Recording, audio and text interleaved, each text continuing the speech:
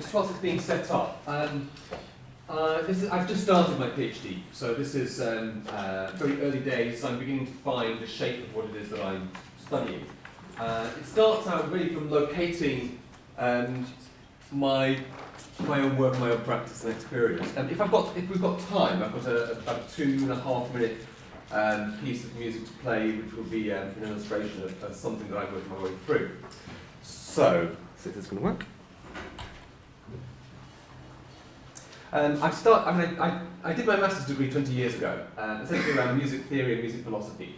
And then in the 20 years since, I've been working in presenting and producing and commissioning new music of all sorts. After working at the Arts Council a bit, I ran Oxford Contemporary Music, and I was putting on everything from free jazz or improvisation to post-rock to new concert music to music of different world cultures. Pretty much everything and anything, and it was in a variety of different spaces, from the Contemporary Art Gallery, the Contemporary Theatre, nightclubs, churches, pound spaces, concert halls, first public concert hall in Europe. And that was in a sense my laboratory, of getting an idea of how different types of music, different kinds of audiences work in different spaces. So I've come to describe what I do, or get an idea of what this role is as a musician who neither performs nor composes, as my kind of paradoxical way of situating how I work. One reason for being that there's one thing that's always struck me as I've been practicing for the last 2 decades is that most of those who are involved in presenting new music of various different kinds, first of all, very few study music. Not that that's a be all and end all. But a lot of the practices are basically framed within the context of arts administration, as if in a sense the artist makes one thing, and then an administrator comes on and takes and manages that, and then kind of puts it into the world. And that's always struck me as slightly odd from my theoretical understanding. So my starting idea is how might I understand what it is that I do in those terms. So I've also worked quite a bit in art galleries, and I'm thinking about the idea of curating. This is a project that I did at the Icon in Birmingham and also at the Whitechapel in London called The Voice and the Lens, which was co-curated with an artist curator, looking at the relationship between sound and image in various different ways. So where's the literature? Within the visual arts, the idea of the curator has been around for many years. There's now a history of curating and a history of exhibition making, going back to innovative methods in the 1920s. There is, to my knowledge, no parallel history of concertizing or of making performance in anything quite the same degree. Within the School of Art, you'll find several shelves of books. There are at least four international journals on curating within the visual arts. There is nothing in terms of music and performing arts as such. First postgraduate level courses in curating in the visual arts started in 1987. There is no postgraduate course in curating within the performing arts. There have been 2 symposiums led by the PRS, the Music Foundation, a 6-day course at Wesleyan University in the United States, a short-lived program in the Netherlands, and in Canada recently there was an initiative to set up an International Centre for Performing Arts Curators. So it's all very early days.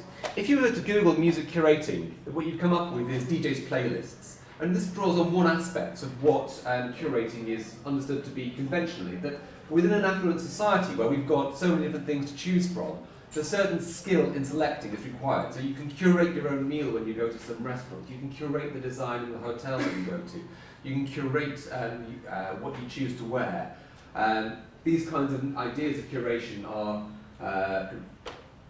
open, but music tends to be put within that category rather than the idea of a curator within the visual arts. Anyway, I'll let you read this for a moment, and then somebody can very quickly tell me what's missing if you haven't heard me speak before. As long as you can all read it.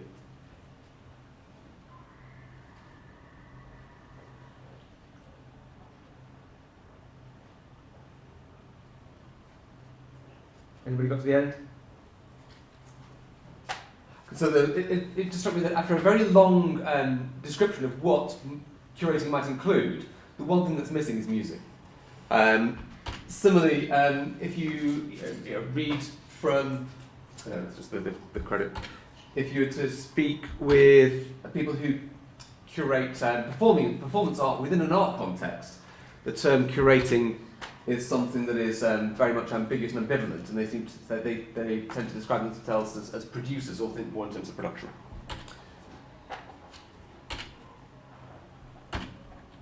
Essentially, how curating operates within the visual arts is that it opens up a discursive space in which claims for an aesthetic experience can be made and contested. In that sense, it's a negative space. It doesn't say what curating is, it doesn't say what an artist is, it doesn't say what art is, but it's a space that allows these various different things to hold together, and it holds the whole field together. Within music, it seems to me what's happened is that we're stuck into lots of different genres. Each genre and each subgenre and each sub-subgenre makes its own claim, produces its own discourse, its own language, and its own set of practices that are modelled within that. A quote I came up with on the way in was,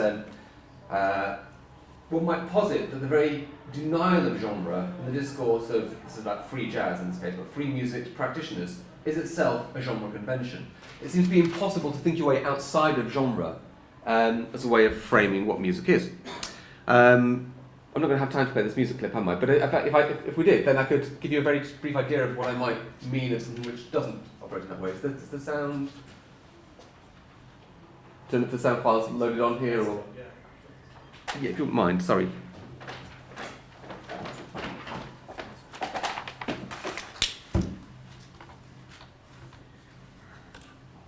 Should just be that. Should I play now? Yeah, yeah. Is that playing? Okay, no sound, never mind. I'll leave it to your imagination for the time being. So we've got, if you like, one field of practice which allows for people to make claims and to contest about what art might be.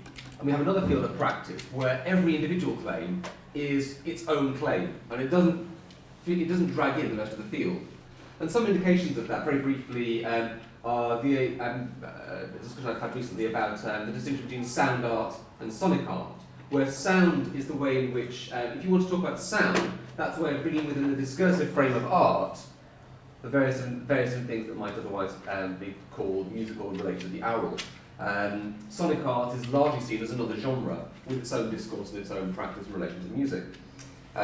Even 2 days ago, I went to a performance installation by a composer who's also kind of working with an artist in other fields, and the conversation by the producer at Brighton Festival and the producer and the director of the festival in London that I've gone to were both that this might work better for an arts audience rather than a contemporary music audience, as if these things are somehow poles apart. So my new question, well, there's a very brief bit of a joke for you, but basically this is the kind of issue that I'm trying to think through.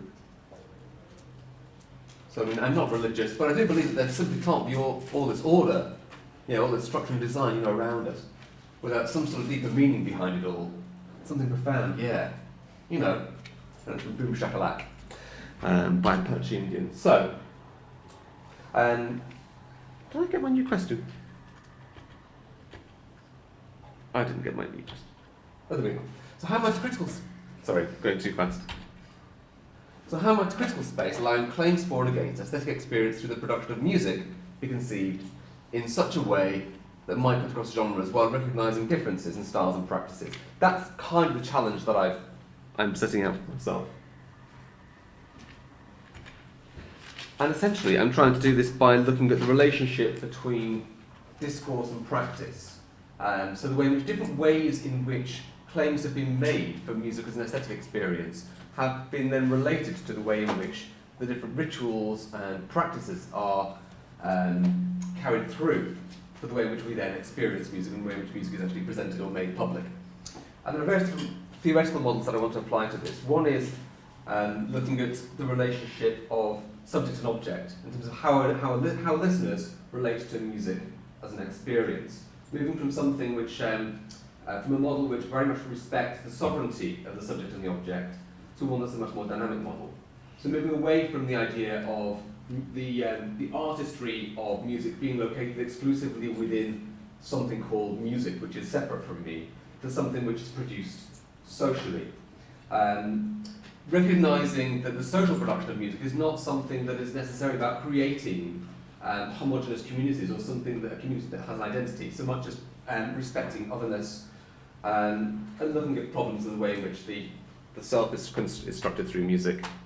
And then ultimately I shall be bringing it back to practice about the way in which the kind of anthropological systems of how people relate to each other and the material systems of the way in which music is produced might actually be thought of together as a practice, and looking at some models.